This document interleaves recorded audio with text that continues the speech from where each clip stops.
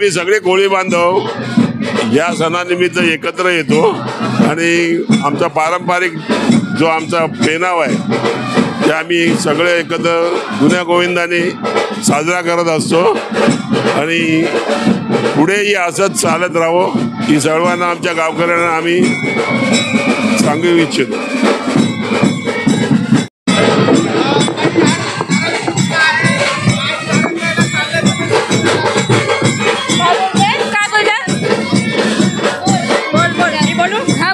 आज नारळी पौर्णिमा आहे.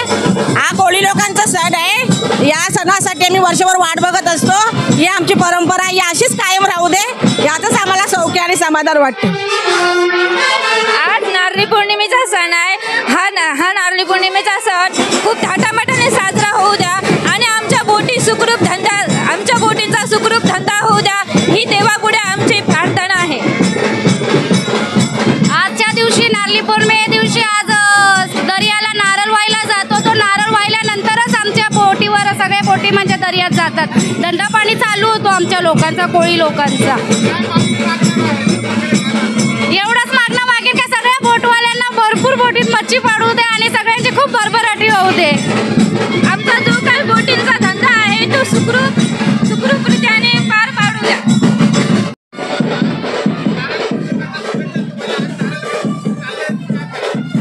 काय नाही, आमचा वर्षानुवर्षाचा सण आहे. आज नारळी पौर्णिमेचा आज आम्ही समुद्राला नारळ अर्पण करून समुद्राला थंड करायचा प्रयत्न करू आणि त्याचा प्रयत्न करू आमचा धंदा सुखरूप चालून दे आणि व्यवस्थित चालून दे. याच्यासाठी हा नारळी पौर्णिमेचा सण साजरा करतो.